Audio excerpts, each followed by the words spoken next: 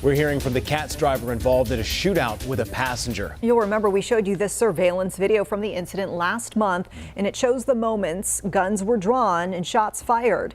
The driver has since lost his job, and we've learned he will not be facing criminal charges. That's right. He sat down with our Jessie Pierre. She joins us with the revealing interview.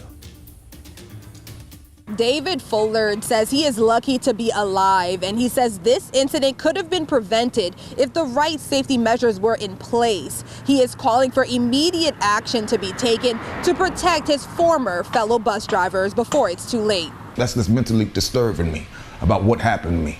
I could have been dead. Former CATS bus driver David Fullard still trying to wrap his mind around what happened on May 18. This is video from inside the bus showing moments before gunshots were fired between Fullard and a passenger. It's scary. It was real scary. And then I think about what happened. And I said, you know what? I don't never want to go through this again.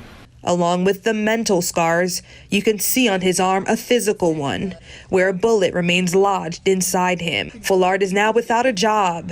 It is against CATS policy to have a weapon while on duty. He worked for the agency for nearly 20 years. Without this job, I wouldn't be able to get the things that I have. Cars, house, raise my kids the right way. But over the years, things just got worse.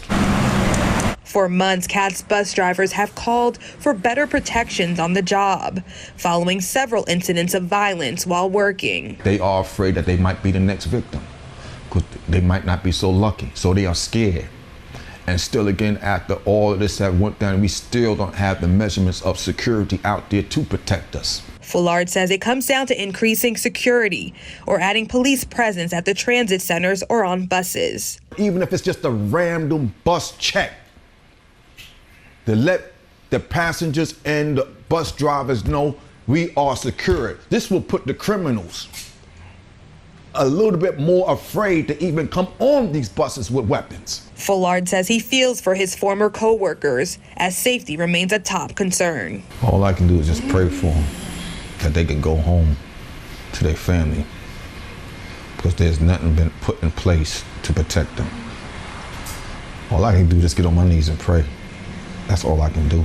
Right now, CATS and city leaders are working on a plan to substantially increase funds towards safety and security contracts within the next 2 years.